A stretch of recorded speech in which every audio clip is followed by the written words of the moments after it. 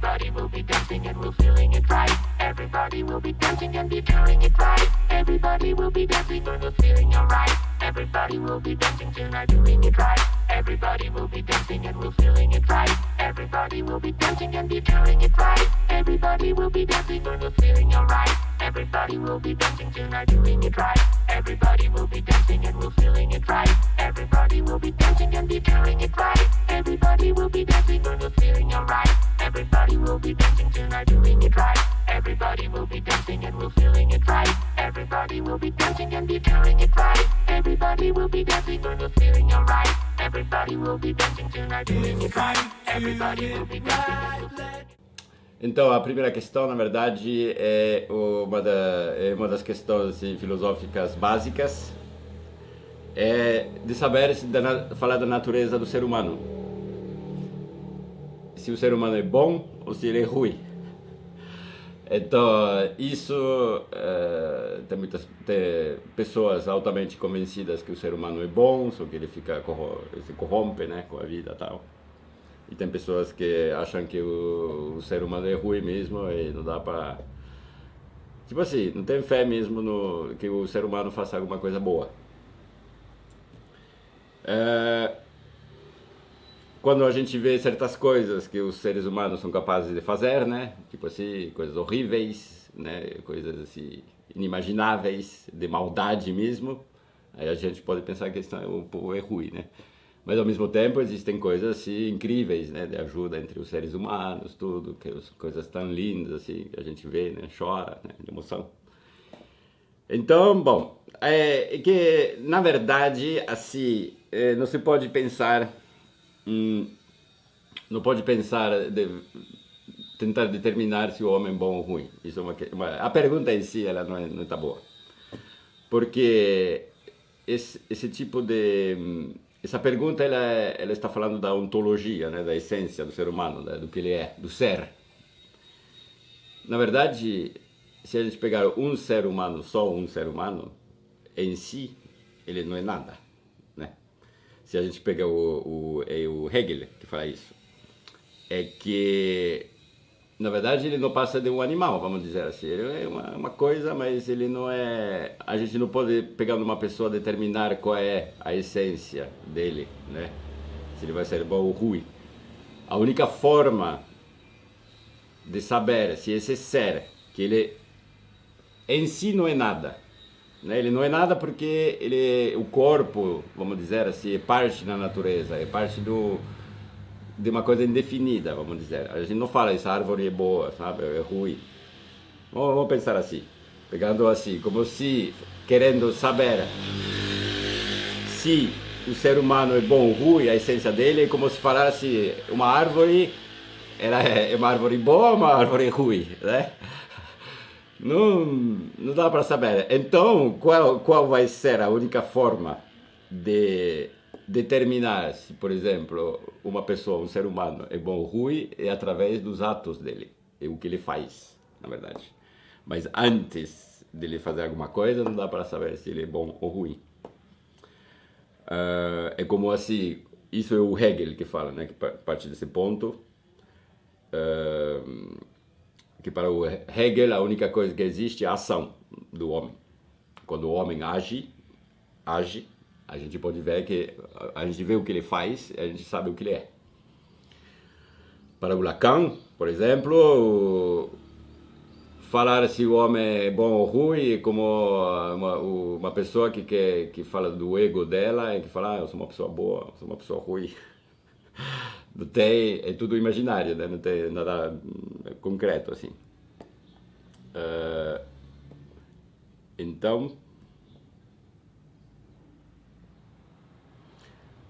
o único jeito de saber, porque como o homem é um ser social, o único jeito de saber se ele é bom ou ruim é vendo o que ele faz socialmente, em relação aos outros. É a única forma de determinar se ele é bom ou ruim. Mas a essência dele não é nem boa nem ruim. Isso seria a ideia. Eu vou citar o Rousseau, Jean-Jacques Rousseau, aquele filósofo, né, do século XVIII.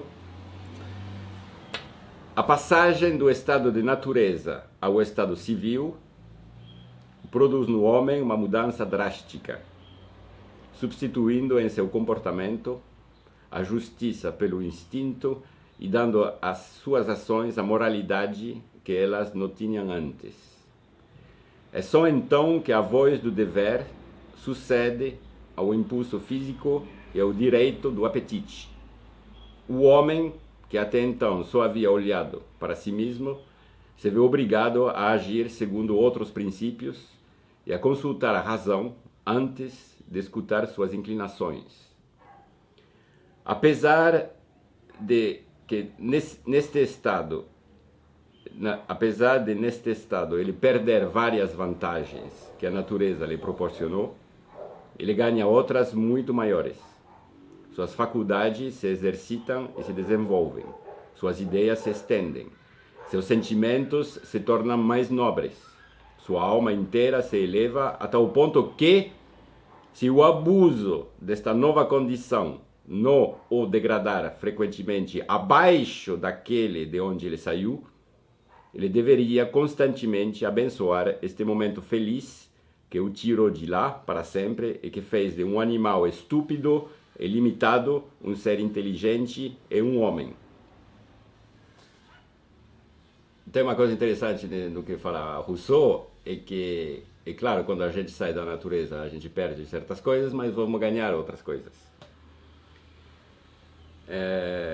Só que, se a gente abusa dessa nova condição, a gente pode cair mais baixo ainda da onde a gente saiu.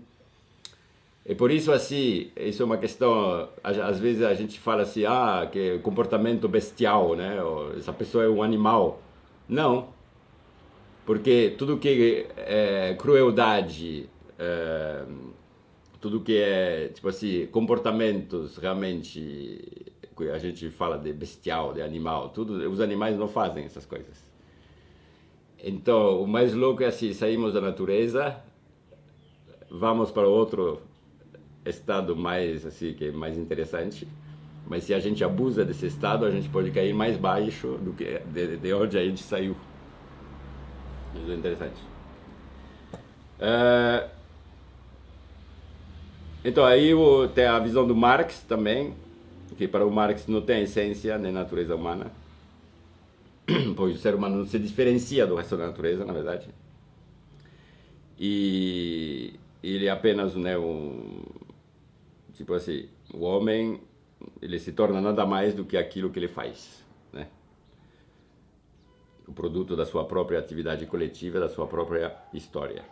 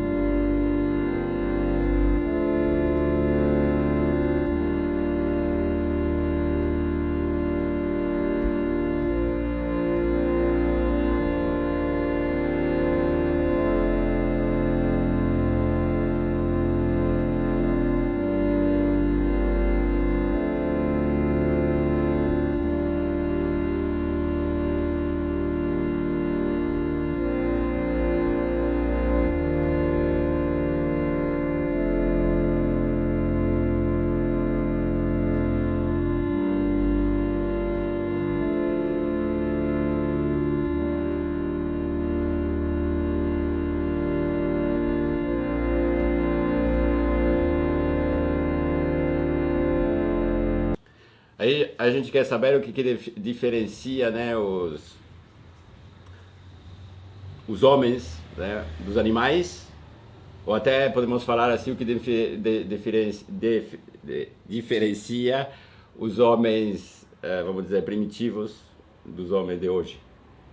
Na verdade tem uma mudança, né, podemos falar que os primeiros humanos, primatas, né, eles não falavam. Aí a diferença que tem entre eles e a gente é que a gente fala. Na verdade seria a linguagem que mudou tudo. Até eu diria assim, como que a gente pode definir o que é um ser humano? A minha definição do ser humano eu falaria assim, que é um bicho que fala. Para mim, se a partir do momento em que a pessoa fala, tem uma linguagem, não quero dizer de comunicação de bichos, né? Os bichos comunicam, mas eles não têm linguagem, eles não têm uma gramática, não têm um vocabulário, não tem essa coisa que permite, né, criar o nosso mundo. A diferença, sim, tem uma outra maneira de explicar isso, é que, por exemplo, os animais, eles agem diretamente, né, com a natureza, porque eles não têm consciência, vamos dizer. Aí, claro que tem gente que fala, não, mas tem uma consciência. Pode ter uma consciência mais limitada, tá? Não tem aquela consciência que a gente tem da morte, do futuro, do passado, tudo isso. Por favor, os animais não têm essa noção. Então, o que acontece com a gente, a nossa relação com o mundo, entre o mundo e a gente, tem a linguagem, ou pode chamar a consciência também. Essa palavra, por exemplo, quando fala imediato, imediatamente, imediato, a palavra imediato, quando eu falo assim que os animais estão em relação assim imediatamente com o mundo, essa palavra imediatamente vem do latim, que é imediato, que é uma combinação de in, que quer dizer não, e mediatus. Mediatus significa um meio. Então, quando você fala imediatamente, quer dizer sem meio. Não vai ter espera, né? Quando a gente fala, vou fazer isso imediatamente, eu não vou colocar uma coisa... eu não vou colocar uma coisa entre agora e o que eu vou fazer, né? Imediatamente, não tem meio. E não é o nosso caso, porque a gente não age diretamente. A gente passa pela consciência, ou pela linguagem.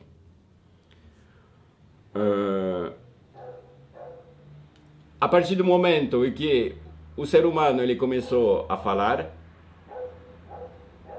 ele não, em vez de ter uma relação direta, tem as palavras entre. Ou seja, que ele está olhando para as palavras e não o que tem atrás. O que o Lacan chama, o que está atrás, chamaria isso do real, né? Aí tem pessoas que falam assim, a realidade. A realidade seria as suas palavras. Com as suas palavras, você cria a sua realidade. E por causa disso, você não consegue enxergar o real, que seria a natureza. Mas não a natureza que você imagina que é, porque a natureza é uma palavra também.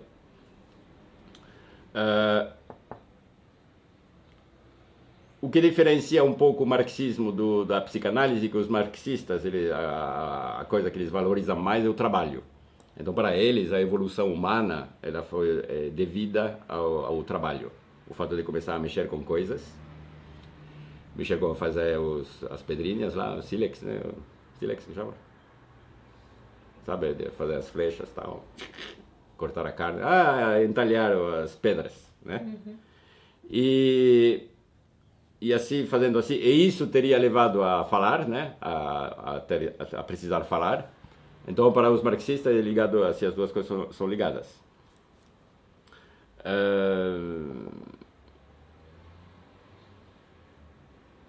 Mas então, o que acontece é o seguinte, é que o homem, ele não vive mais no real, não vive mais na natureza, vamos dizer. Ele vive no mundo que ele criou, que é um mundo de palavras. É por isso que os animais, cada animal tem um habitat específico. Ele vive, né, tem um peixe na água, tem um outro vive de tal floresta, não sei o que, tal. O ser humano, ele pode viver em qualquer lugar, até no espaço ele vai, né? Porque ele não tem, o único habitat dele é a linguagem. Ele mora na linguagem.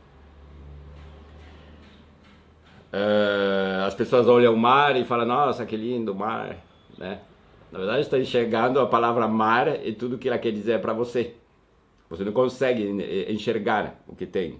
Porque, na verdade, o que chamamos de real, o que seria a natureza de um ponto de vista filosófico, né? Para diferenciar a natureza do ser humano. Como nesse mundo não tem palavras, para nós não significa nada, e nem nada. É tipo assim, se eu vou te falar, vou te descrever agora o que é o real, ok?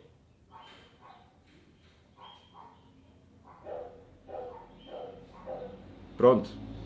Né? Porque no real não tem palavras. Agora, como que é o real? Se eu perguntar para você como que é o real, você não sabe, né? Eu não falei nada porque não tem palavras. Então, tem que... As pessoas que falam assim, ah, eu estou em contato com a natureza. Não, você está em contato com o que você acha que a natureza é. As palavras que... Porque para você a natureza é uma coisa boa, por exemplo, né? É impossível ter um contato com a natureza, porque a gente bate na linguagem. Então, por isso também tem pessoas que podem falar assim, ah, mas então o que seria legal descobrir o que é o real? Não, porque o real não tem sentido para nós. A gente só vê as coisas com palavras, a gente só descreve as coisas, só fala das coisas. Como podemos falar de uma coisa onde não tem palavras? Então, é completamente inexistente para nós. A gente não sabe o que é esse real. Porque não é nada para nós.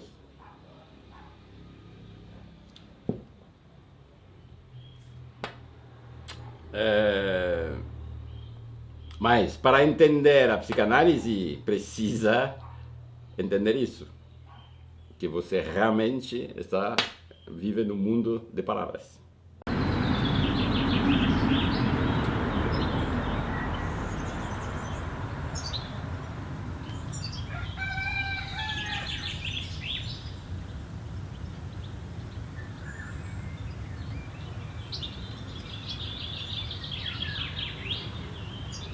Mas quando você começou a falar sobre isso, me veio a ideia de que, na verdade, a natureza dá o silêncio.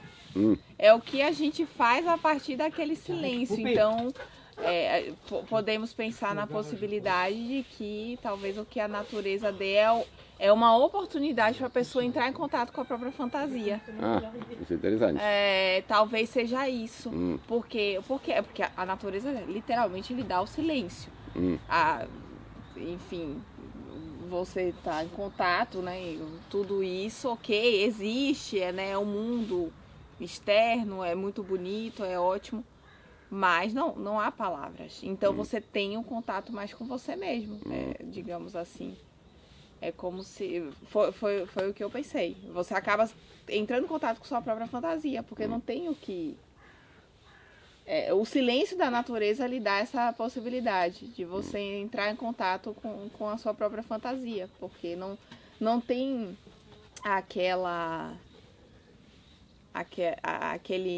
aquele cenário, aquele contexto, por exemplo, dia a dia, trabalho, muita gente, muita informação o tempo todo.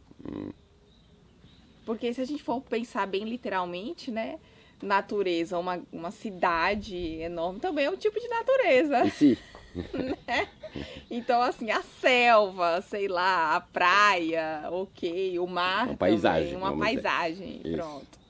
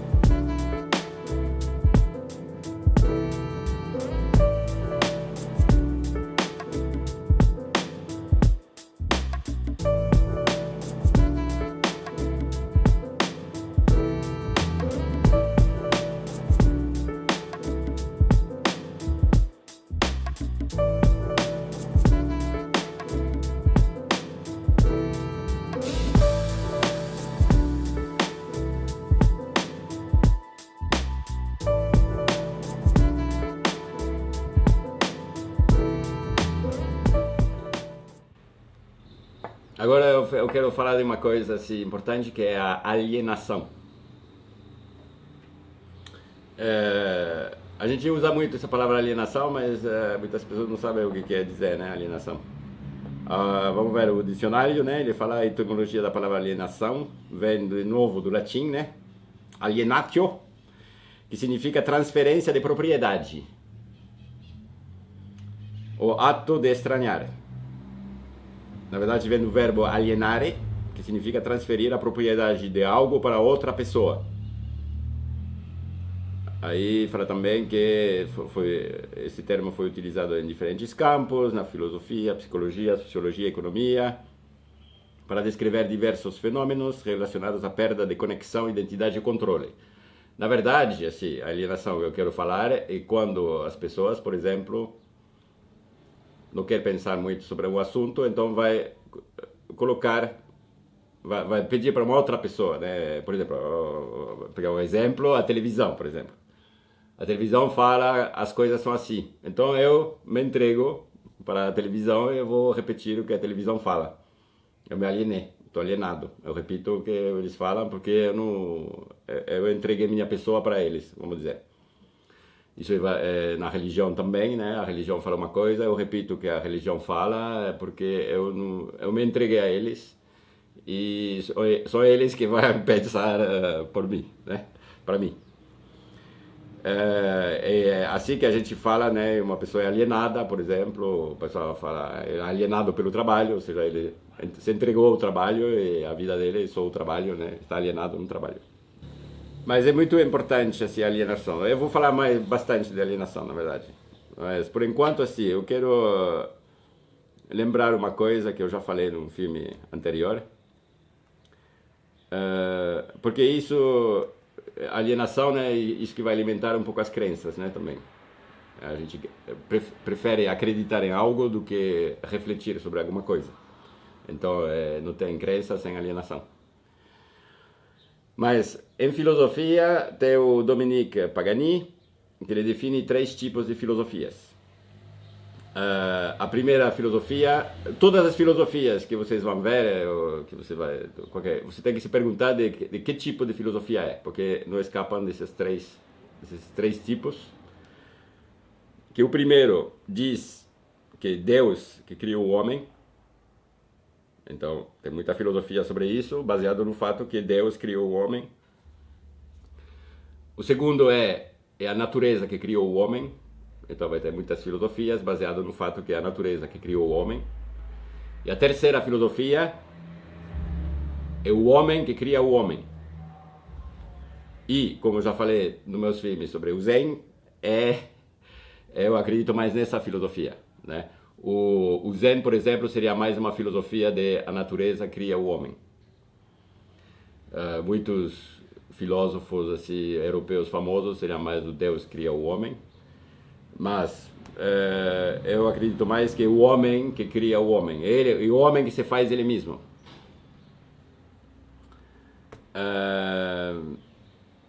E isso a gente pode até imaginar qual seria a primeira alienação. E vamos pensar assim, os primeiros seres humanos, eles começaram a mexer com pedrinha, tudo, e começaram a criar ferramentas, vamos dizer. Eles começaram a trabalhar, né? Eles começaram a interagir com o mundo, né? Fazendo coisas. E isso foi evoluindo, e criaram coisas maiores, tipo casas, por exemplo, coisas assim, mais evoluídas. Aí, aos poucos, só que evoluindo assim, eles não tinham o histórico, né, das coisas. Hoje em dia a gente tem história, né? Já faz um tempo que a gente grava o que faz, né? A gente pode voltar e saber o que aconteceu há 1000 anos atrás, por exemplo, porque está gravado.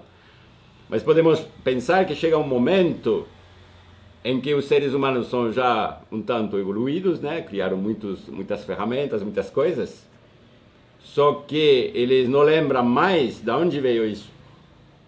São eles mesmos que fizeram, que evoluíram assim, mas eles estão com coisas, sabem fazer coisas, mas não sabem de onde vem isso. Aí que eles podem falar, é uma coisa divina. Eles podem falar, essas coisas que sabemos, por exemplo, a cozinhar, a fazer remédios ou coisas assim, isso nos foi dado, é uma coisa divina, porque eles não lembram que são eles mesmos que fizeram isso. E até como o pensamento, a linguagem ela vai muito longe, a linguagem não tem limite, você pode imaginar o que quiser. Imaginando que tudo que eles sabem vem de uma coisa assim sobrenatural, podem chegar à conclusão também que eles mesmos vêm de uma coisa sobrenatural. Que não é possível, eles começam a enxergar que são diferentes dos outros bichos. Então eles podem chegar a acreditar que eles mesmos são divinos. E aí que seria talvez o primeiro a primeira forma de alienação, de começar a criar as próprias crenças, achando que, né, o que você faz é divino, sendo que é você que fez mesmo. E como hoje, quando tem pessoas que olham as pirâmides do Egito e falam, oh, são extraterrestres que fizeram isso. Foda, né, para quem fez. Fala, nossa, não é possível que o ser humano tenha feito isso, né? É exatamente a mesma coisa. Fala, não, deve ser uma entidade superior, né? Não é possível que nós fizemos isso. É que nem um médico que cura alguém e a pessoa fala que foi Deus, né? Foi Deus, exatamente. Mas que seja bem claro, eu não estou querendo lutar contra as religiões, não tenho nada contra as religiões existem, são necessárias, sei lá, não estou fazendo uma guerra contra as religiões, estou só querendo explicar certas coisas.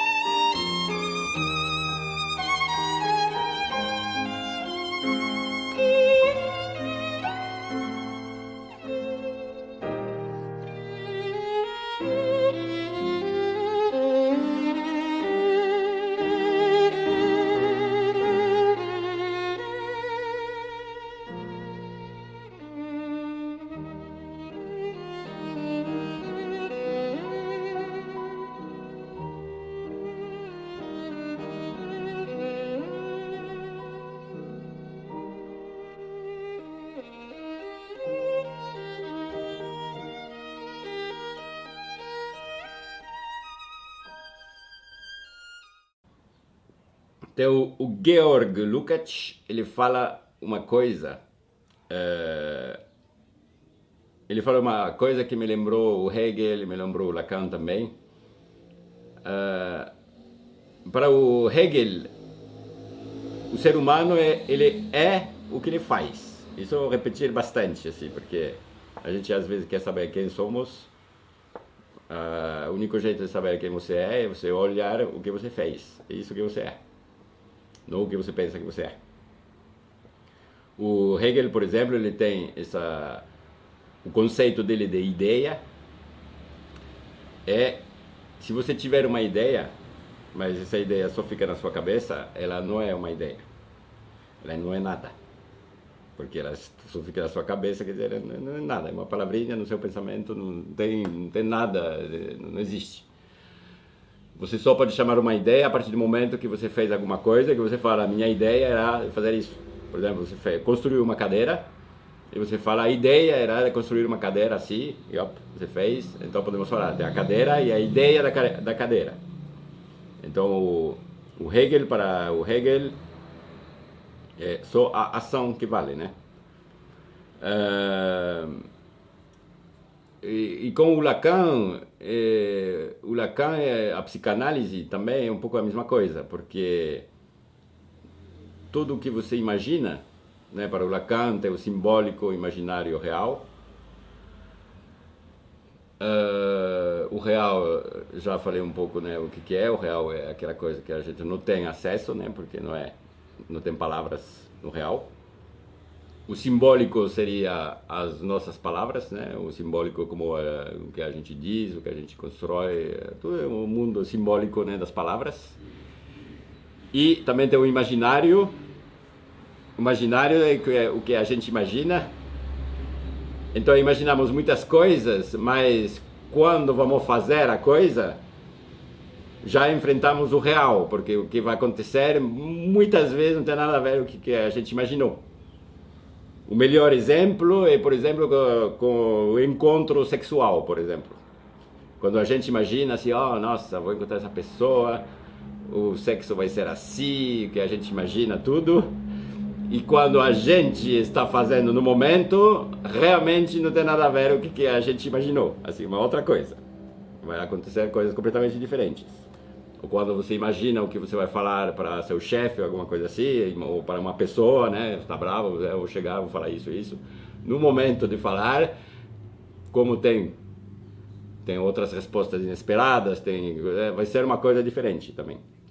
Então, tudo que tem na cabeça, que se imagina tudo, é realmente, podemos considerar, inexistente, assim, não dá para definir assim, o que a pessoa é, né, o que tem na cabeça, na mente. É por isso que o Lukács, ele fala assim, que não adianta querer conhecer o ser humano estudando apenas ele. Que me deu de pensar até quando estava relendo isso, que é como as neurociências que querem descrever o ser humano a partir do cérebro, né, e falar, não, o negócio funciona assim. Não, porque isso não é nada contra as neurociências, né, super importante, super legal tudo. Mas eu quero dizer, o Lukács, a ideia do Lukács é que você vai poder ser alguma coisa fazendo, né? E sobretudo na sua relação social, suas ações, né, sociais que determinam o que você é. E ele dá o exemplo, ele pega como exemplo o Goethe, né, o escritor alemão. Ele virou, né, um dos maiores escritores do século XIX e tal, beleza. Só que o Goethe, no início, ele queria ser pintor. Então, o Goethe, ele começou a pintar uns quadros, tudo, para ver, né, o que ia dar. E pintor não deu certo. Não deu certo, então, provavelmente, depois ele começou a escrever e aí deu certo. É por isso que, para saber o que podemos fazer, o que somos, né, na verdade, tem que fazer muitas coisas. Quando tem uma ideia, tem que fazer a coisa para ver o que dá. Porque só imaginando, quando a gente imagina, eu vou fazer isso, mas não vai dar certo, não sabe, o que está na mente não tem valor. Temos que testar as coisas, como os primeiros homens que testavam para ver o que ia dar, para descobrir o que podemos ser, o que somos, né, na verdade. E também o Lukács fala de uma coisa mais triste, talvez, na vida, é você nunca descobrir o que você é, né? Nunca descobrir o que você é capaz de fazer.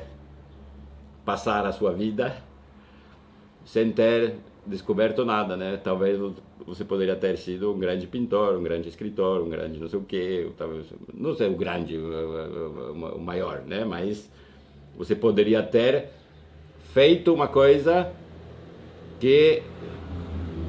onde você se tornaria você. E eu acho assim que tem muitas pessoas que até têm ideias, vontade de fazer coisas, mas que nunca vão concretizar, então nunca vão descobrir o que elas são.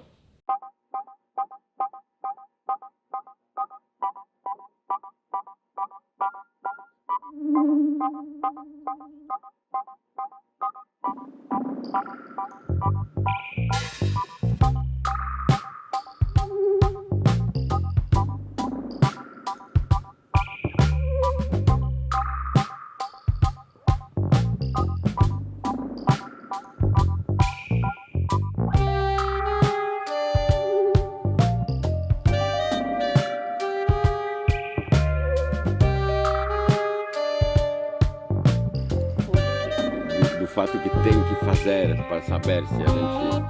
Sim, que é sair do mundo das ideias e ir para o ato, para a prática, para o fazer. Isso. E é por isso, inclusive, que é muito comum hoje as pessoas entrarem num impasse mas o que eu faço? Eu não sei muito bem, mas tem que começar a fazer. Enquanto você pensa, você pode fazer tudo e pode fazer nada também. Porque o ser humano, de maneira geral, acho que tem essa tendência a ficar preso assim, nas ideias, no pensamento, no imaginário. Então, quando a gente sai disso e vai para o ato, assim, primeiro que a gente vai se deparar com o real, como que realmente é aquela coisa, e isso, né, pode não ser de um todo confortável. E Mas, bom, a partir disso a gente tem como constatar, de fato, isso é pra mim, é o que eu quero fazer, tem a ver comigo, né? O fazer, o ato em si, sempre quebra essa especulação das ideias imaginárias. Só que e isso também tem a ideia de Lacan sobre o tempo lógico, né, de cada um. Às vezes a pessoa precisa ficar tempos vivendo determinada coisa até um certo momento dar aquele estalo do tipo, não, peraí. Cada um tem o seu tempo também de descobrir, né, as coisas. Mas o importante é isso, a partir do momento que você faz, você tem condição de descobrir. A partir do momento que você fica só pensando, as coisas não estão acontecendo.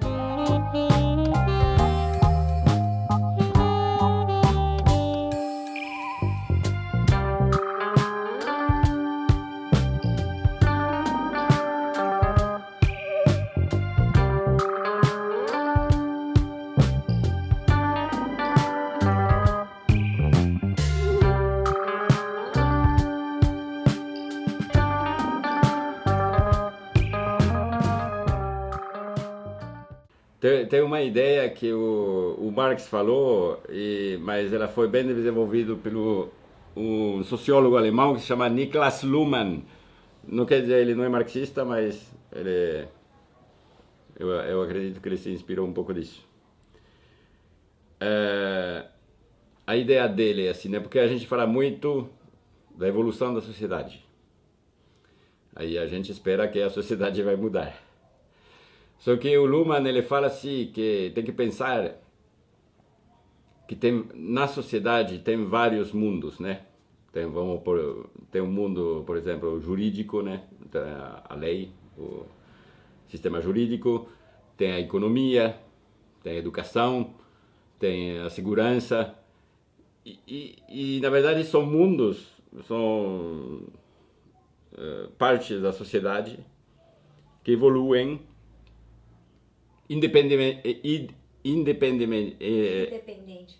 independentemente, obrigado, das outras. Por exemplo, se você trabalha no mundo da lei, né, do direito, tudo, as coisas funcionam lá dentro, né, e evoluem, mas não se interessam pela economia ou pela a segurança, talvez um pouco mais, ou a educação, por exemplo. Não, você está interessado nas leis.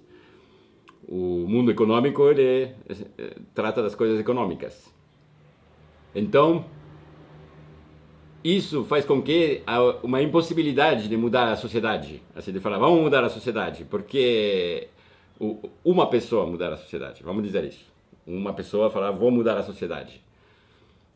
A ideia do Luhmann é que, na verdade, você só pode mudar dentro da sua área. Se, por exemplo, você é um advogado, você pode mudar as leis, pode influenciar nesse mundo. Se você é um professor, você pode influenciar na educação do país. Se você é um policial, você pode influenciar na segurança do país. Mas tem que imaginar que cada área evolui a um ritmo, né? De uma forma própria. E isso...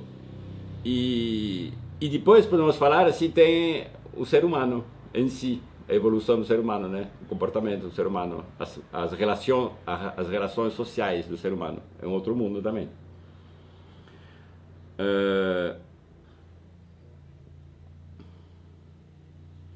E hoje tem uma coisa interessante, é que estamos vendo que o mundo da tecnologia, por exemplo, evolui extremamente rápido.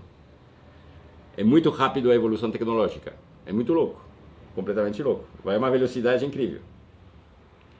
Agora, o mundo social, o mundo humano, não segue o mesmo ritmo. Até a gente pode pensar ou está estagnando, ou às vezes talvez regredindo. Então temos aqui um exemplo muito louco de uma área que está indo muito rápido e a outra que está parada, vamos dizer. Parada nunca está, né? Mas...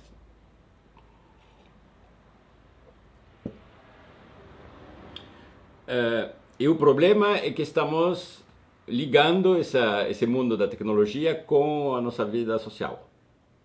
Eu vou dar, por exemplo, um exemplo. Os aplicativos para encontrar o amor da sua vida.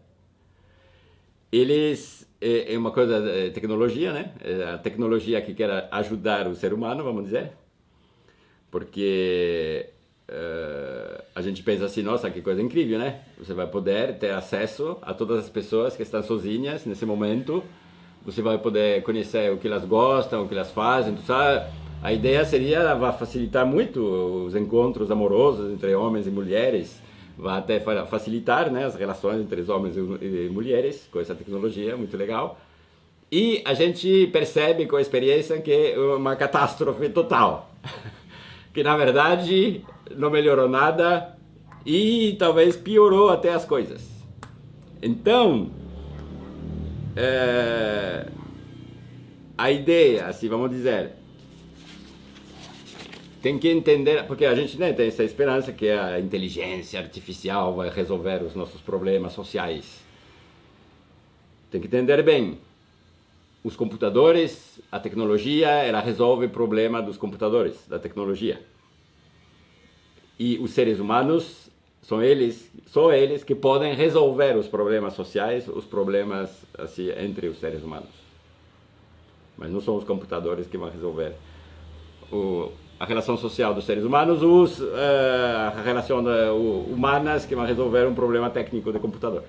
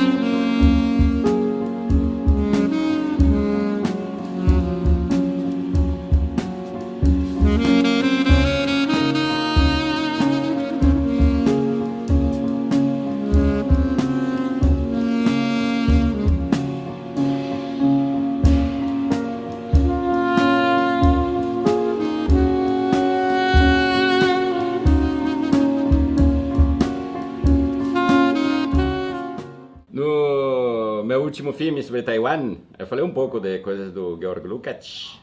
E meu último filme, que se chama Me Espera Um Pouco, Dan Oixia. E nesse filme eu falo assim, do fato que o ser humano é um ser social, né? Então, ele se desenvolve primeiro no mundo particular dele.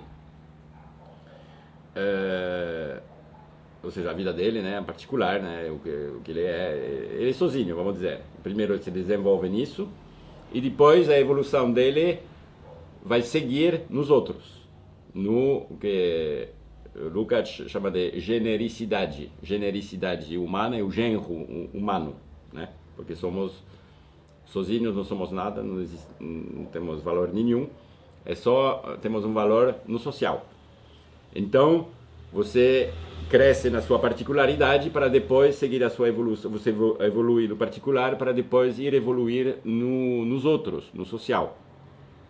Só que a sociedade de hoje, ela focaliza no particular. Não te fala que você tem que seguir a sua evolução nos outros. Você tem que se desenvolver você, né? Ser o melhor, ser tal, ter tantas coisas para você e se desenvolver no particular. E a sociedade quer impedir um pouco de você se desenvolver nos outros, com a sua genericidade, né? Porque daí você, claro que você vai poder fazer muito mais coisas, evoluir muito mais nos outros que sozinho. E o que acontece quando as pessoas se limitam à evolução particular é que vai chegar um momento que elas não ficam bem, ficam tristes, deprimem, tá legal porque você parou sua evolução, você não foi lá onde tem que ir evoluir nos outros, na vida social. O que faz pensar o que Hegel chamou da consciência infeliz. A consciência infeliz que o Hegel descreve, e na época do quando a cidade, na época grega, né, nos gregos, que tinha a cidade, né, que chamava polis, e que todo mundo lá pertencia a essa polis. Então todo mundo se encontrava assim para ver qual era a melhor maneira de viver juntos, né? Tipo assim, de viver, o que vamos mudar hoje para a sociedade, para a gente viver melhor, assim. Era isso que pegava, vamos dizer assim, a atenção de todos, né? Eles viviam assim, em função da polis. Só que chegou um momento em que a polis foi destruída, né? Sumiu. Aí as pessoas não tinham mais o que fazer, né? Estavam sozinhas, cada um por si, cada um no seu canto. É aí que cresceu a consciência infeliz, não tem mais razão de viver. O que eu vou fazer sozinho? E essa consciência infeliz que a gente pode também falar disso hoje, né? Das pessoas que ficam trancadas só né, cuidando delas mesmas e acabam deprimindo.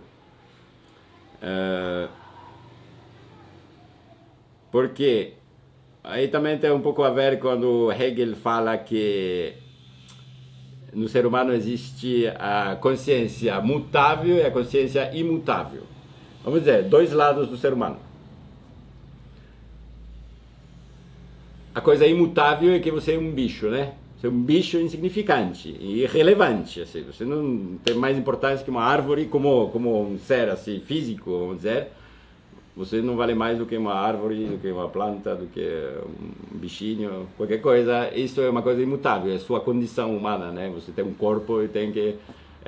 isso não pode mudar, né? E é imutável, né? E o mutável é o que você pode se tornar socialmente nas suas ações, com suas ações. Isso sim, pode mudar.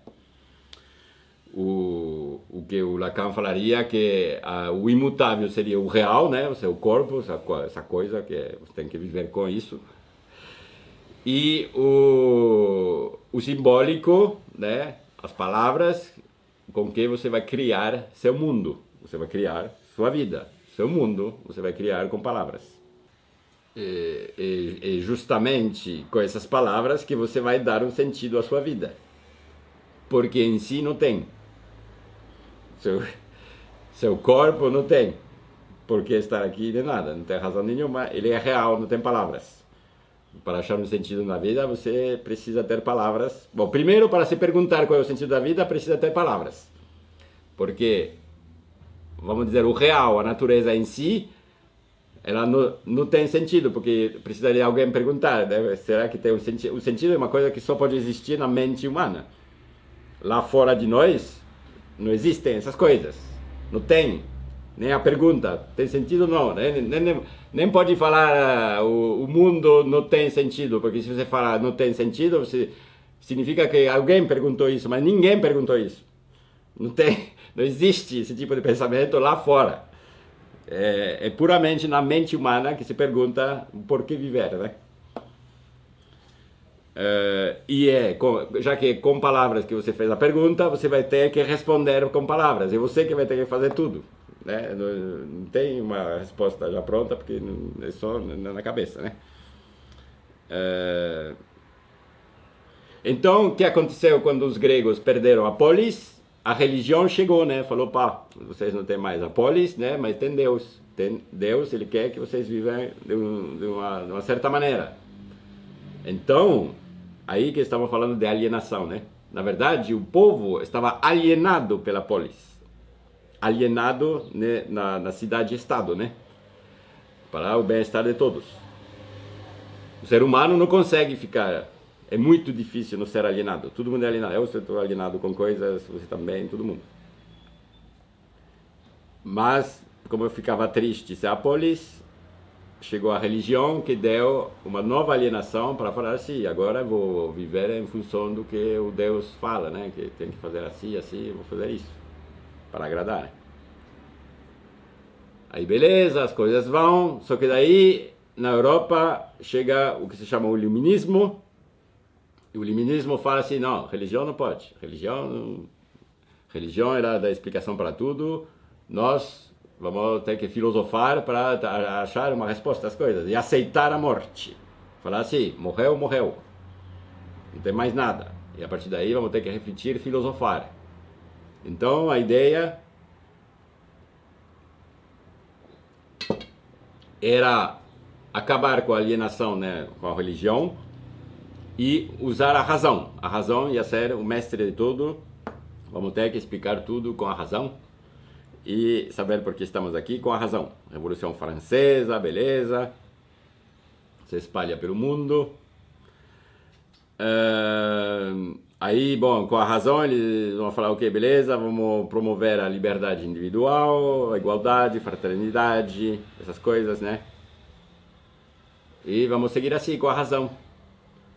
Só que hoje vemos que na Europa não está legal não, né? E estamos vendo as religiões que voltam, as crenças que voltam. Porque existe uma explicação assim, que eu vou dar depois, eu acho. Sem alienação é extremamente difícil assim. Quando foi descartada a religião, precisava achar uma coisa que seja boa também, né? Que seja sólida, porque senão o povo volta à religião.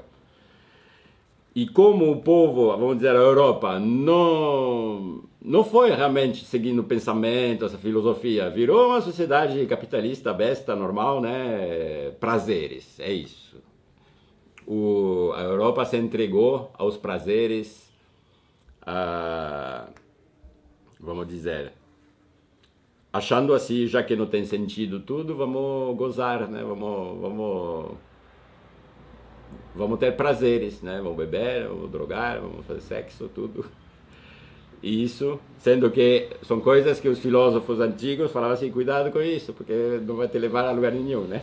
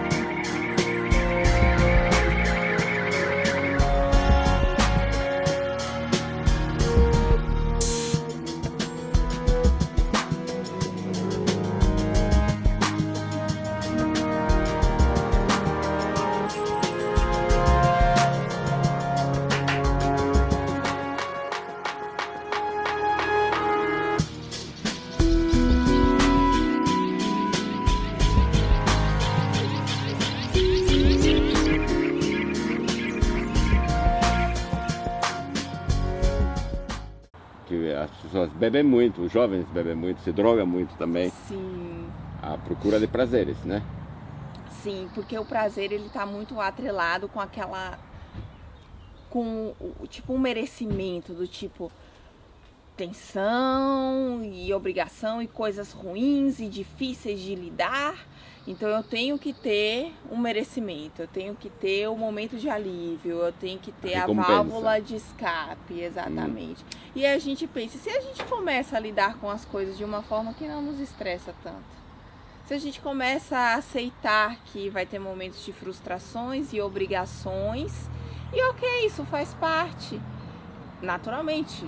Tem coisas que vão estressar, que vão demandar, né, da gente, ok, isso vai cansar. A gente não pode pensar, então, que se a gente muda isso, então essa busca por um prazer extremo, por até exagerar, às vezes, nos momentos de prazer também não vai ter uma tendência a diminuir, a não precisar de tanto. Você não precisa... Porque uma coisa é você ter um momento para você relaxar. Isso é um prazer. Outra coisa é você fazer um monte de merda por um prazer quase que egocêntrico, com a desculpa de que não, eu preciso ter o prazer, porque a vida tem muita obrigação, eu preciso ter o prazer, entendeu? É diferente você precisar relaxar, descansar por uma questão de que não dá pra ficar o tempo todo sobrecarregado. E a gente ainda tem a possibilidade de tentar lidar com as coisas de uma maneira diferente, que a gente não sofra tanto enquanto a gente precisa ainda dar conta das obrigações e das exigências, né?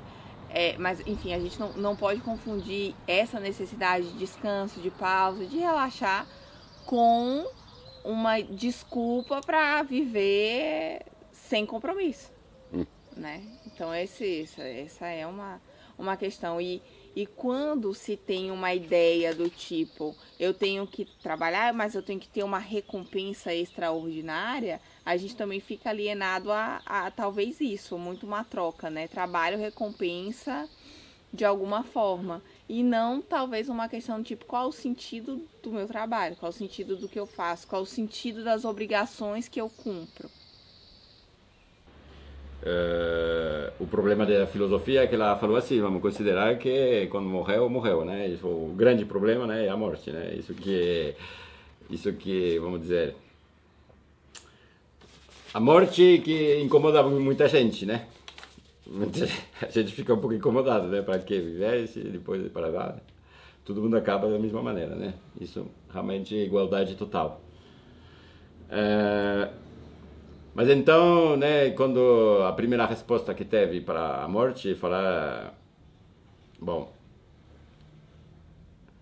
de inventar, na verdade, de falar, não, você não é só o seu corpo. Dentro dele tem uma coisa que se chama alma.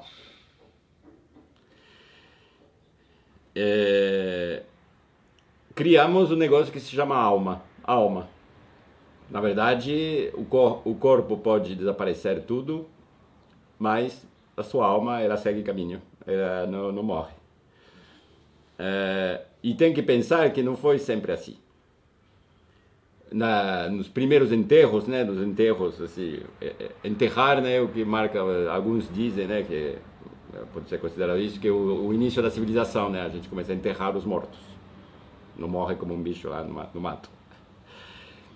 Mas no início não tinha muito essa ideia de alma, né? Tanto é que eles enterravam o cara com a louça dele, as armas dele, né? Às vezes, se o cara era importante, umas pessoas também. Enterrava ele com as coisas dele, com frutas, com umas coisas para comer, para ele ficar de boa, porque eles não acreditavam eles pensavam que talvez tinha uma alma, mas ele estava com o corpo, né?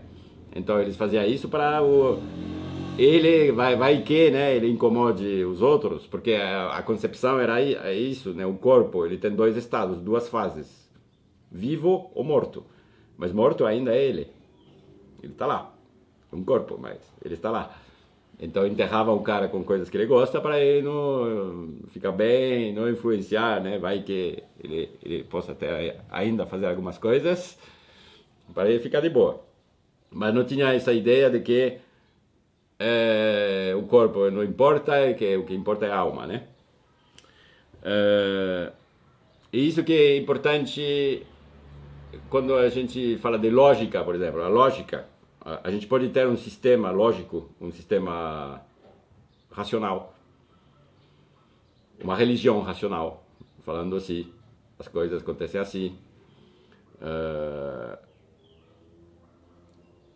Por exemplo, as religiões indianas que acreditam na reencarnação, por exemplo. Eles acham que a alma vai renascer no outro corpo. Então, se a gente estuda a reencarnação, faz tudo sentido, nossa. E aí explica um monte de coisas. Então, é uma religião muito racional. Só que, toda a lógica pode estar extremamente correta, mas tudo depende do que a gente chama de premissa, né? Que é o ponto inicial da coisa. O ponto inicial da teoria, da ideia da reencarnação é que tem alma. Mas se não tiver alma, então toda a lógica cai. Porque aí não faz mais sentido, já que não tem alma. Tudo é baseado no fato de ter uma alma. E quase todas as religiões são baseadas nisso. Do fato de ter uma alma que vai para algum lugar. Mas é tudo baseado numa hipótese de ter uma alma, porque isso a gente pode conversar sobre isso, não é uma coisa evidente, clara e pode ser discutível, né? Pode ser. Mais uma vez eu falo assim, nada contra as religiões, porque isso, qual é o mais importante? É ter um sentido na vida. Como é tudo nas palavras, não importa qual sentido você tiver na vida. Você pode ter qualquer sentido de viver. Tem muito sentido de viver. Por exemplo, sei lá, você pode viver tipo, ó, você pode viver para renascer num outro corpo, né? Pode ser sua meta na vida, eu vou renascer num outro corpo, é legal. Você pode viver para... você fala, não, vou viver para diminuir o sofrimento das pessoas, né? Você é médico, você é um psicanalista, né? Vou viver para que a espécie humana segue para frente, pode ser no sentido da vida. Vou viver para meus filhos. Toda a minha vida, o sentido da minha vida vai ser meus filhos, por que não? Vou viver para ser o mais rico possível, também. Vou viver para ser o mais rico de todos, tudo bem. Tem milhares de sentidos da vida, né?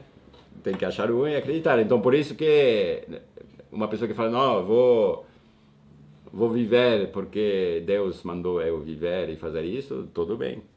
É melhor isso do que não ter nenhum sentido na vida. Porque não tem a menor importância o seu sentido da vida. Não tem importância nenhuma. A única coisa é você não ficar triste na vida, né? Mas não existe um sentido da vida melhor do que o outro. É tudo simbólico, é tudo nas palavras. Então... Não dá pra viver sem sentido. Daí é difícil, né? Você pode viver sem sentido, mas... se você fala, eu vivo por nenhuma razão, já é um sentido, né? Eu diria até, eu vivo por nada, eu vivo de graça, vai. Também eu vivo sem razão nenhuma, mas é assim, né? Se você acreditar mesmo nisso, que eu acho que é até um dos melhores, né, sentido da vida, porque daí você não vai enfrentar frustração nem nada, porque já está fazendo tudo de graça, né, por nada. Estou vivendo pelo fato de viver só. Talvez seja um dos melhores.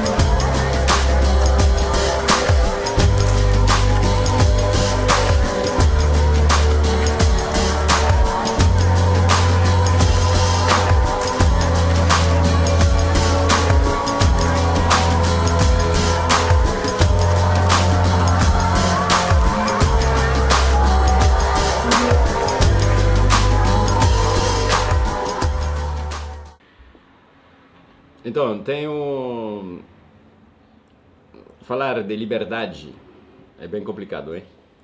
A liberdade.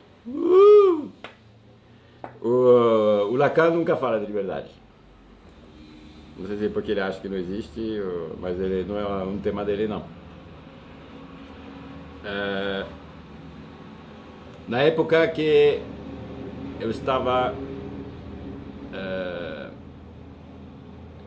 estudando psicanálise e também me interessava pela astrofísica.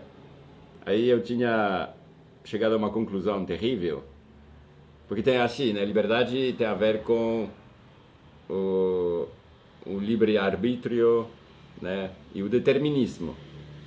Uma grande pergunta é saber, a sua vida já está determinada ou você está escolhendo o que você está fazendo? Uma grande pergunta. Na época, o que tinha acontecido? Eu estava vendo astrofísica, a astrofísica falava assim que a teoria mais aceita no momento, e até hoje, era que o universo, era a teoria do bloco universo, que o universo era uma coisa assim estática, congelado, que no mundo não tem movimento, é tudo congelado. Aí tem só coordenadas de tempo e de espaço, que por exemplo, agora estamos a tal hora, a tal tempo, em tal espaço geográfico, né? Só que o fato de a gente achar que tem movimento é uma pura ilusão do cérebro. E o cérebro, dentro da cabeça, que a gente percebe isso. Mas, na verdade, a teoria do bloco universo é que o passado, o presente e o futuro existem, entre aspas, ao mesmo tempo. Quer dizer que, porque você agora, você não está na Europa, você não está na Europa porque você está aqui. Mas não quer dizer que na Europa não tem gente mexendo e vivendo lá, porque você não está lá. Ou vou te perguntar por que você não está em 2010. Você não está em 2010 porque você está em 2024. Mas não significa que em 2010 não está acontecendo. Então a ideia do bloco universo é que a gente só evolui nesse bloco no tempo e no espaço. Mas que o passado existe, o futuro existe. Então isso significaria que o seu futuro já existe, que você está só percorrendo o seu trajeto. É terrível isso. Mas também não é definido, é só uma teoria, né? E ao mesmo tempo eu via do Lacan que falava assim, a gente acha que escolhe, né? Se ele tem vocês podem assistir minhas palestras do Lacan, que eu explico em detalhe toda a ideia dele. Quando a gente acha, você pode escolher entre A ou B. E a gente acha, eu vou escolher A porque eu tenho livre-arbítrio, eu sei o que eu faço, sou eu que escolho na minha vida, beleza? Mas, na verdade, tem tantas coisas na sua vida que você nunca escolheria B. Porque, na verdade, toda a sua vida te leva a escolher A, sabe? Você vai escolher A. Você acha que escolheu, mas, na verdade, com tudo que você viveu na sua vida, essas coisas, nunca da vida você escolheria B. Então, tudo isso me levou a pensar, mas então está tudo determinado. Se a astrofísica fala que está determinado, Lacan fala que você acha que escolhe, mas não, né? O inconsciente está por trás. O inconsciente que escolhe suas coisas, não é você. Então isso é terrível, né? Porque na verdade assim, isso que significa que a gente só estaria assistindo a nossa vida, né? Mas tudo isso são teorias, né? Não tem nada, não estou afirmando nada. É só que muitas coisas levam a pensar isso, o determinismo, né? Mas a gente não pode negar que temos muitas determinações internas e muitas determinações externas, né? A gente não pode fazer tudo o que quiser. As coisas de fora nos limitam e temos dentro um inconsciente, temos um monte de coisas que nos limitam também de fazer certas coisas. Tem certas coisas que a gente não faz. Porque somos assim, temos essas coisas dentro, né? Então tem uma certa limitação. Só que o problema é que na vida a gente muitas vezes tem que fazer uma escolha, né? tem que escolher. Então, a ideia do que o Lukács fala é que, tipo, tem pequenos momentos na vida que a gente tem que escolher, geralmente rápido, né? Tem que tomar uma decisão. Só que o grande problema dessas decisões é que a gente não sabe das consequências. Se a gente soubesse, se pegar A vai ter tais consequências, se pegar B vai ter tais consequências, aí a gente poderia escolher o que queremos. O problema é que temos que decidir coisas sem saber, primeiro, das condições em que tomamos, não sabemos de tudo, né? E não sabemos também que consequências isso vai ter. Por isso que é difícil, né? Aí, ele fala do Friedrich Hebel, que era um poeta alemão do século XIX, né? Que em Herodes e Mariana, ele fala isso. Para cada homem, chega o momento em que aquele que dirige seu destino entrega-lhe as rédeas. Sua única infelicidade é não reconhecer esse momento, que pode ser a cada momento que passa. Isso quer dizer que está tudo determinado, mas tem alguns momentos que você vai poder escolher. Só que às vezes a gente não sabe que esse é o momento certo, né, de fazer tal decisão, de tomar tal decisão. Então, qual é esse problema, então? Que vamos ter que escolher coisas numa situação que a gente não conhece tudo, não sabe tudo que está rolando, e a decisão que vamos tomar não sabemos as consequências disso. Como limitar, vamos dizer, os erros, ou de realmente tomar decisões que vão ter consequências ruins para nós, é saber ter um conhecimento maior do mundo no qual você vive.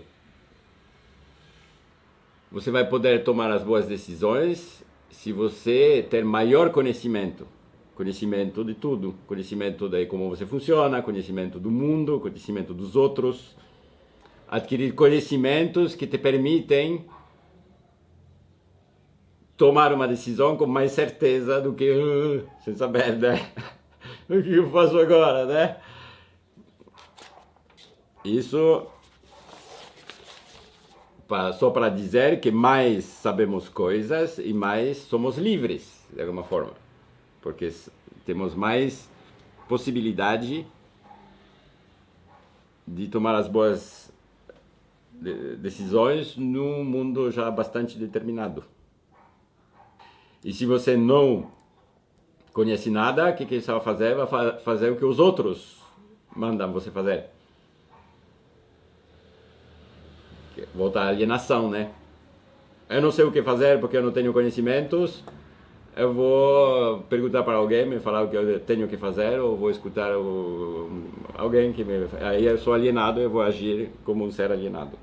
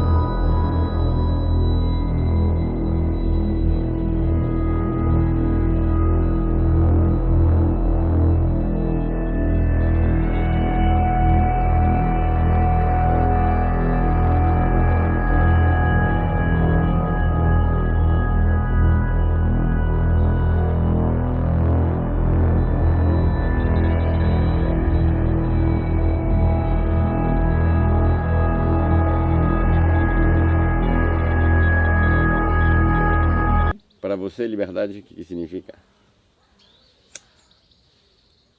É o que significa, né? Porque se existe, aí já é outra coisa. Sim, mas quando você fala liberdade, você entende o que para você?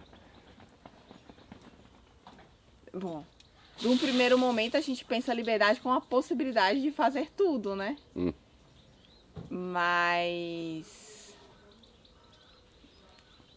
acho que liberdade tem um pouco a ver com, pra mim, na minha perspectiva, do você, pelo menos assim, saber o que for possível, porque tudo não é possível saber, mas assim, saber o que te faz fazer alguma coisa. Pelo menos assim, se aproximar do saber do que pode te influenciar, talvez. E aí você poder tentar uma escolha, talvez. Liberdade de escolha, liberdade como uma possibilidade de escolha, ter possibilidade de escolha. Porque ao mesmo tempo que eu penso, o que é liberdade? Você ter a possibilidade de fazer o que você quiser. De uma maneira bem simples, é isso. Do você ter a possibilidade de realizar algo que você deseja, que você planeja. Isso seria, assim, o significado da liberdade. De uma maneira geral, pensando, né, nas idealizações sociais. Mas, depois, né, de analisar um pouco, talvez liberdade, para mim, agora, nesse sentido, nesse momento, faça mais sentido como o você ter um pouquinho mais de acesso ao que realmente está por trás do que te motiva, do que faz você desejar uma coisa ou outra, e conseguir não controlar, mas conseguir conduzir mais de acordo com, enfim, com uma maneira mais, como posso dizer assim, de uma forma mais autônoma, talvez. Do tipo, é você reconhecer, não, eu desejo isso, mas por que eu desejo bem isso? Ah, tem tal e tal coisa. Então, peraí, talvez não seja tão assim. Então, eu posso reformular isso de uma certa maneira, de uma outra forma. Fazer um acordo comigo mesma. Talvez seja essa questão a liberdade como você conseguir fazer, não sei, um consciente estruturado com uma linguagem. Eu vou começar a fazer uma associação livre até chegar no ponto. Mas talvez seja isso.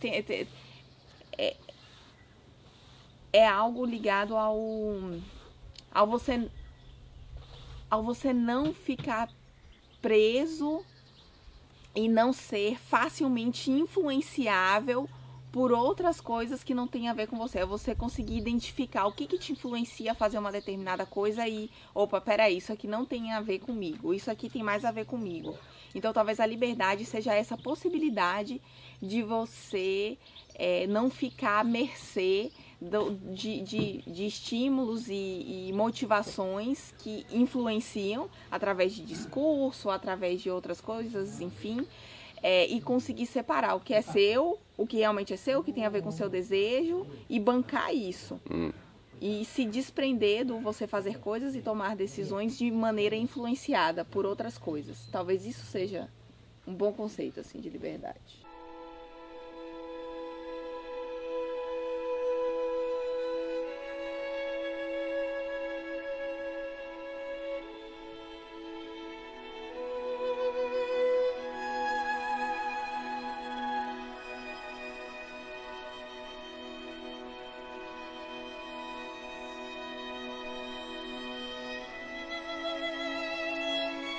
Einstweilen, bis den Bau der Welt, Philosophie zusammenhält, erhält sie das Getriebe durch Hunger und durch Liebe.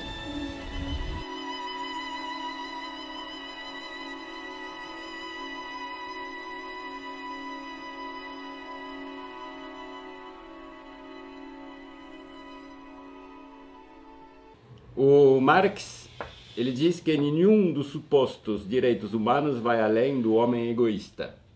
Ele chama até os direitos humanos são os direitos do homo economicus. Isso que na verdade seria os direitos do homem burguês, mas não do cidadão.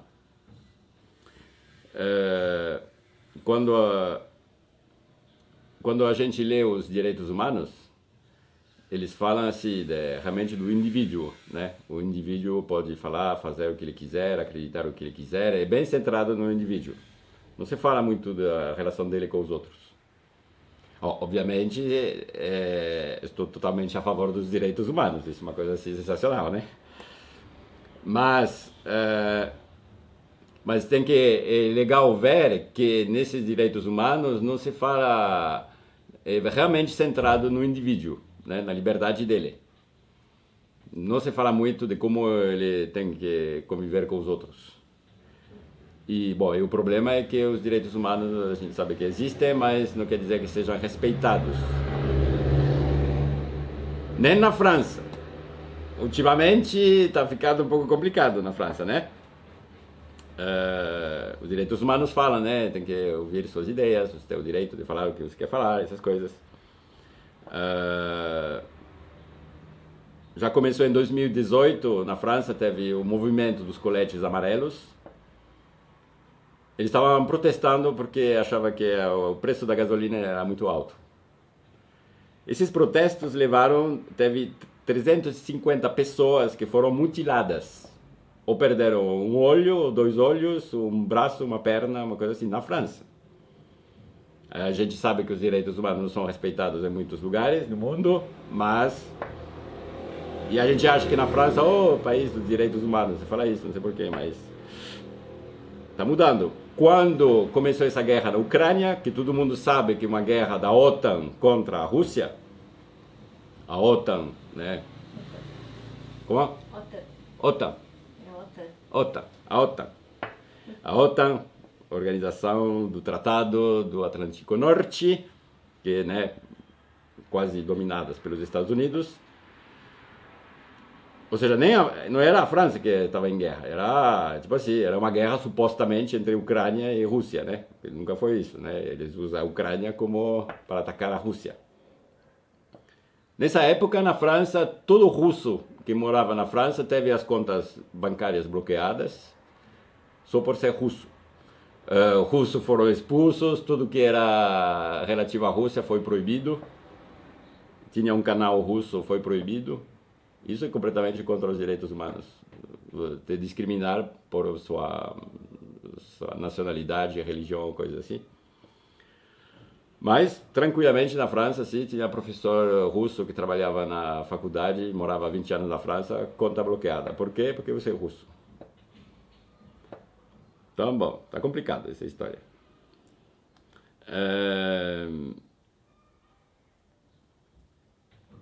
Então, aí que é nesse momento que a gente cai onde se enfrenta as duas, vamos dizer, os dois lados políticos do mundo, que nunca pararam de se enfrentar, que é o capitalismo e o comunismo. A gente pode ter, não, mas hoje em dia tem outras formas políticas, não, mas no fundo ou é capitalismo ou é comunismo, não tem meio termo, né? Não tem outra opção. Porque o que é? O capitalismo fala assim, tem os direitos humanos, todo mundo é livre, todo mundo pode fazer o que quiser, isso é a liberdade muito importante no capitalismo. E assim, cada um lutando por si, vai criar uma sociedade boa para todo mundo. Porque todo mundo vai ficar rico e todo mundo vai ficar feliz. E o comunismo, ele fala que não, que se fizer isso vai levar à guerra, vai levar à destruição. Porque o negócio é fazer todo mundo evoluir junto. E então, essas duas, aí os capitalistas vão dizer, não, mas isso é uma utopia, não pode, tem pessoas mais fortes que os outros, tem que ser. O capitalismo, ele se inspira muito da lei da natureza, que é a lei do mais forte. Tem fortes e fracos nesse mundo. Os capitalistas, geralmente, eles usam os exemplos de animais para mostrar que é legítimo fazer isso na nossa sociedade, porque olha, a natureza também faz isso. Só que, justamente a ideia é que não somos a natureza. Somos humanos, é isso que faz a diferença. Porque se fosse para viver como os animais, então não precisa de nada, né? A gente estaria andando por aí. O comunismo teria a ver com a polis que você estava falando? Que era... Sim, seria a evolução de todo mundo junto. Tipo assim, não é a lei do mais forte, é tipo assim, vamos criar uma sociedade em que todo mundo tem o mesmo valor. Não tem, e ninguém pode passar na frente do outro, vamos dizer. Isso é a ideia, né? O comunismo, quer dizer, é compartilhar tudo, na verdade, é isso. Só que vemos hoje, por exemplo, o maior exemplo de capitalismo que são os Estados Unidos, o que eles fazem hoje é a guerra, né? É só destruição. Destruição por qualquer canto. Então, bom.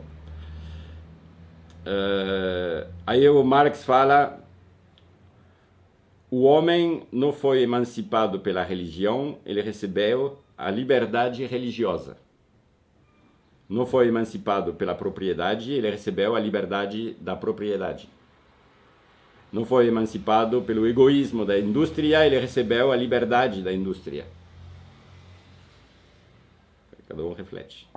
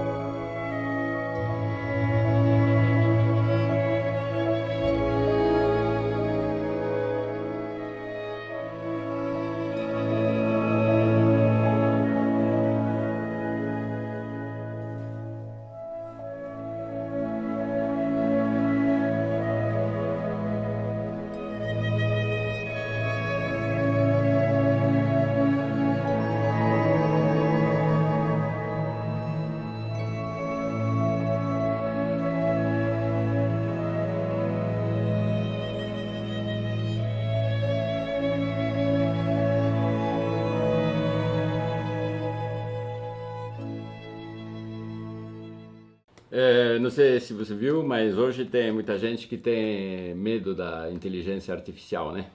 Que eles chamam de inteligência artificial. Não é nada inteligente, né? É uma máquina. Eles têm medo, né, que isso vai transformar a nossa vida, vai dar problemas. O que seria isso? A inteligência artificial é uma ferramenta, né? Só que já temos uma ferramenta que realmente mudou completamente. Uma ferramenta que mudou tudo, que é o dinheiro. O dinheiro, primeiro, era o quê? Era tipo assim, você faz cadeiras, eu faço pão de queijo, aí você vai me dar dinheiro para comprar meus pão de queijo e com esse dinheiro eu vou comprar a cadeira que você faz. Era uma ferramenta para viver, né? Para a sociedade e tal. De troca. De troca. Parecia inofensiva, né? Porque o dinheiro em si não é nada, não tem... É uma coisa, né? E... Só que olha bem aonde que chegou isso. Onde que chegou o dinheiro? Hoje em dia você ganha dinheiro com dinheiro. Não tem mais gente, não tem mais nada. Você com dinheiro pode ganhar dinheiro. O dinheiro, ele pode comprar tudo, inclusive pessoas. Você pode pagar uma pessoa para falar alguma coisa, você pode comprar o corpo de uma pessoa, se quiser. Você pode corromper políticos com dinheiro.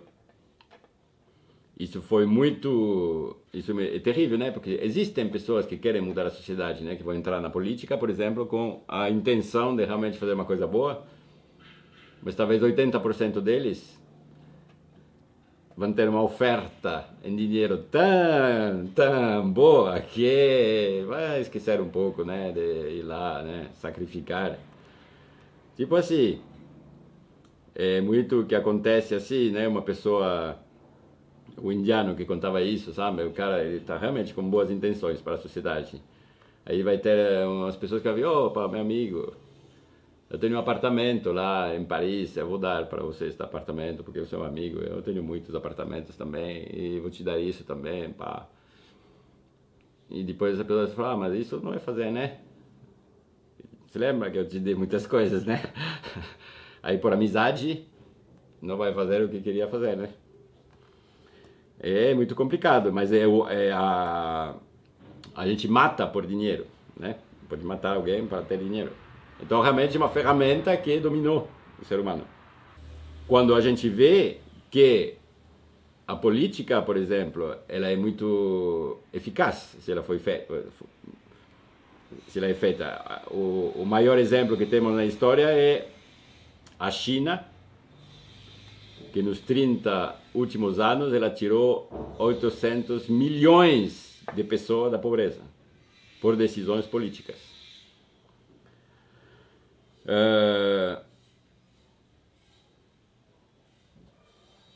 Aí como que faz, o que pode proteger, por exemplo, de uma ferramenta que se torna, né, poderosa?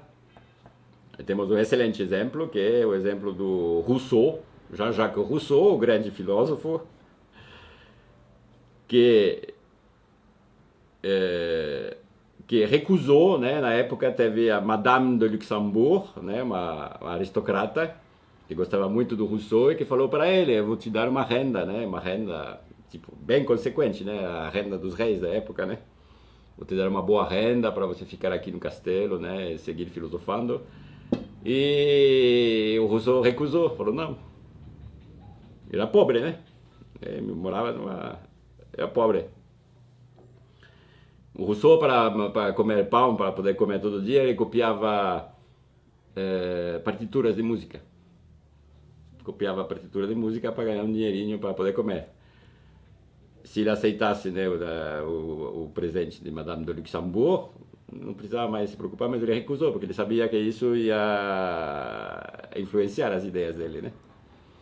Então a única coisa que pode nos proteger de tal coisa é ter uma certa honra, né? De ter uma certa... ser fiel aos seus ideais, fiel ao que você acha que é melhor assim. Keep on telling you, keep trying to get through. That big old head seems to be wasted back. What can I say? I'm not in love with you. Let it go, now be kind to you. I tried the simple things, then return your calls. I was busy every day, never any time at all. But you needed a bigger clue. I got tongue cause it didn't wanna hurt you, but you keep pushing me away. You keep on hounding me, you keep on finding me, you keep on trying me, I can't get away. You keep on hounding me, you keep on finding me, you keep on trying me, I can't get away.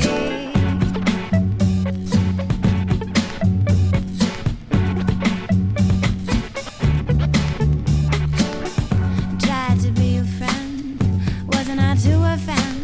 Well, I love being with you, suppose is why you got confused. Thought that I made it clear, I was never to change my mind. You become so precious, dear, but you gotta leave this behind. One day I hope you find someone who loves you too, so you will let me be, and you forget you ever had the bruised and broken heart.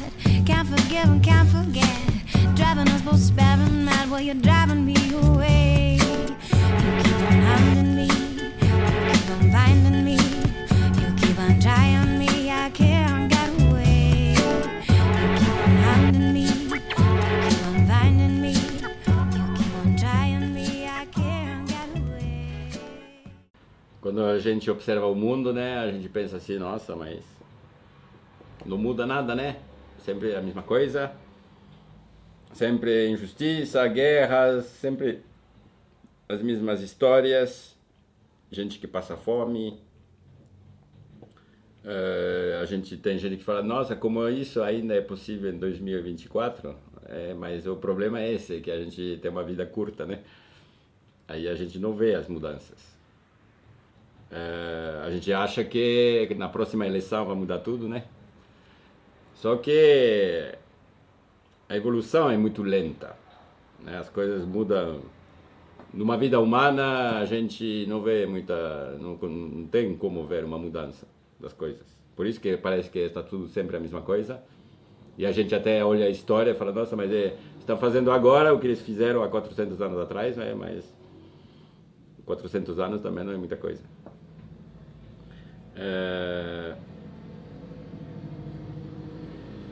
A gente pensa a civilização, e geralmente quando chega uma boa coisa, depois some também, né? Não sei se era uma boa coisa, mas a civilização do Antigo Egito, né, durou 3.000 anos e acabou. Hoje o Egito é um país subdesenvolvido, miséria, e depois voltou ao ponto zero, né?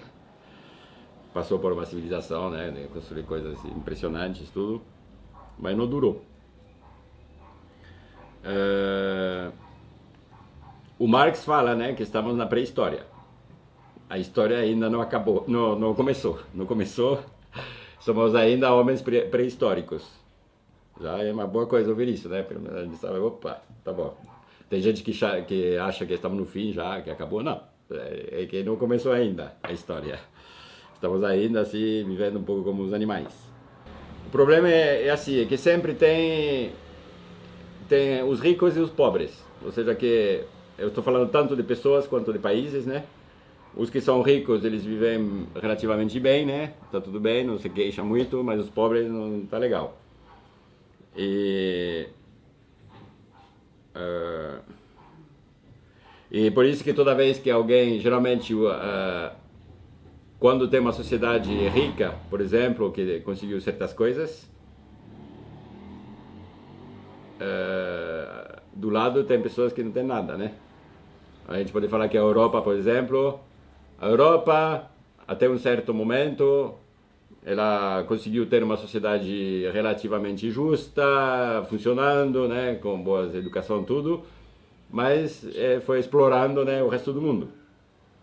Não culpo a Europa por isso, porque fizeram o que achavam que era bom fazer, né? E a história não muda a história, então aconteceu. Mas, geralmente, quando um país é rico, ele é rico porque tem outros que são pobres, né? Que ele aproveita dos outros. Então, por isso que a evolução para chegar a uma coisa que dure no tempo tem que ser junto, todo mundo junto. Não pode, a partir do momento em que tem alguns que têm mais e outros que têm menos, aqueles que têm menos, em algum momento vão querer pegar o que os outros têm, né? É normal.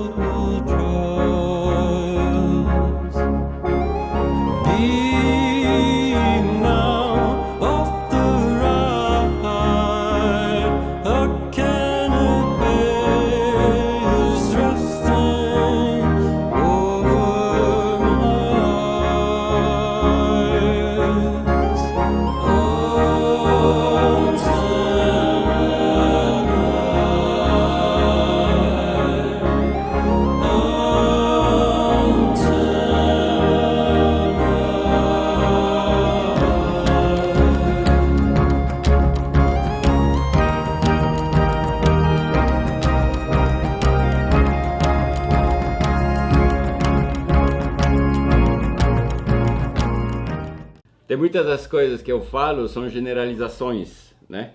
Eu falo do mundo, eu falo, o mundo está indo assim, mas isso é completamente, é profundamente errado falar essas coisas, porque não é nada homogêneo. tem coisas que acontecem em certos lugares, mas não é válido para outros lugares, né? Tem que pensar isso, né? É como quando a gente fala do surgimento do ser humano, né? Fala o quê? Aconteceu há 300 mil anos atrás, mais ou menos, mas não foi assim que, puf, apareceu o ser humano, né? Tinha outras espécies humanas, né? O Neandertal, já tinha um monte. Provavelmente elas conviveram juntas, né? E foi progressivo, né? Em algum lugar talvez só tinha Neandertal, no outro tinha Sapiens, Homo sapiens. Mas não existe um momento em que surgiu o Homo sapiens, né? Ele apareceu aos poucos em alguns lugares e foi evoluindo assim. Não tem tem coisas que acontecem aqui no Brasil que não tem em outro lugar, ou não aconteceu ainda, não é assim ainda, ou nunca será assim também. Tem que cuidar das generalizações. E também do fato que tem que pensar que no mundo tem milhões de pessoas que vivem e não sabem nada do que está acontecendo, né? A gente fala assim, fala da guerra da Ucrânia, do genocídio de Israel, essas coisas. Com certeza tem milhões de pessoas no mundo que não estão sabendo disso. Porque tem pessoas no mundo que sabem tudo o que acontece no vilarejo, sabem quem deitou com quem encheu a cara ontem, essas coisas, mas não tem ideia nenhuma do que das questões políticas que estão acontecendo no país, até no país, no próprio país, ou no mundo. Se a gente vai no caso extremo disso, podemos pensar que hoje em dia estimam que tem 107 povos isolados no mundo, povos que nem sabem da industrialização. 107, e a maioria onde estão? Na Amazônia. A maioria está na Amazônia. Depois tem alguns outros um pouco no mundo lá, mas são povos que nem sabem da industrialização, que seja, das máquinas, coisas assim. Isso é um extremo, né? Mas tem que pensar nisso, né? Que loucura, né? Não saber que existe carro, não saber que existe máquina de lavar, não sabem. E a diferença, essas pessoas que olham, né, que sabem o que acontece no vilarejo, mas não sabem o que acontece fora do vilarejo, exatamente o contrário dos povos, né, industrializados, que sabem tudo o que acontece nos outros países, tal, mas não sabem do povo da rua, né? Ou chora as crianças palestinas, né, mortas lá, chora, mas não chora por uma família pobre que mora na rua, né, que não tem nada para comer, coisa assim. Olha para longe, mas não olha para perto. E tem outros que olham perto, mas não olham para longe.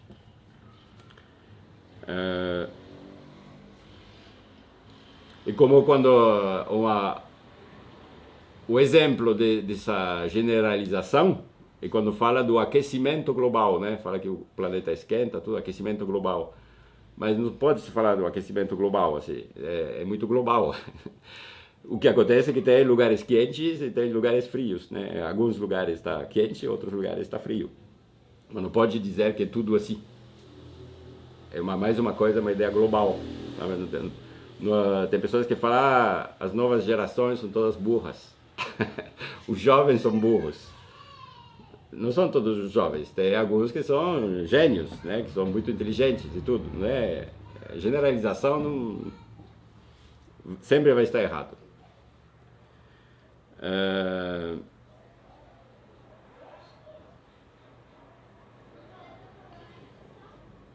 E quando penso nisso, por exemplo, agora estou vendo uma coisa que para mim, na minha vida, é uma coisa assim, realmente incrível, eu diria, porque nunca imaginei que isso, eu sabia que algum dia aconteceria, mas não sabia que eu estaria vivo para ver isso.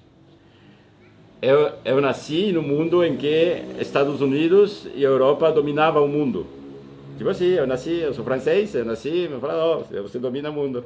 E eu, beleza, eu via que quando viajava eu era muito bem recebido, porque olha, você é francês e tal. E não imaginava, sabia que algum dia mudaria, né? Sobretudo vendo, né, os horrores que comete o governo americano, né, no mundo, que meu desejo era que isso acabasse, mas eu não imaginava que acabaria logo e não imaginava que acabaria durante minha vida. E está acontecendo agora. Está acontecendo agora e envolve o Brasil também, né? Em todo esse... Em 2020, o que chamamos de G7, né? Que são os países mais ricos do mundo. G7 é... para não esquecer nenhum, Estados Unidos, Alemanha, Reino Unido, França, Itália, Japão e Canadá. São os considerados até agora os países mais ricos do mundo.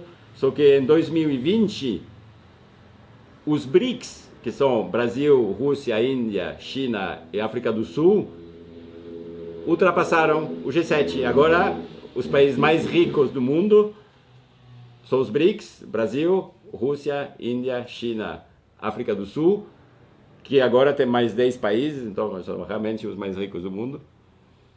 Então não faz mais sentido esse negócio de falar que esses países lá, Estados Unidos, França, Itália, tudo, são os países mais ricos do mundo, porque não são mais. E sempre no mundo, quem mandou no mundo é quem tinha mais dinheiro. Isso, infelizmente, sempre foi assim. Então estamos vivendo agora um momento, esse ano 2024 é até mais importante, porque países do G7, né, estão desesperados, realmente desesperados, porque vão perder muito. E por isso que causam tantas guerras assim, organizam guerras, porque não vão aceitar isso. E isso é um processo normal que sempre que muda assim o poder no mundo, sempre se vai com guerras. E eu tenho certeza... Tem muita moto aqui, hein? Nossa.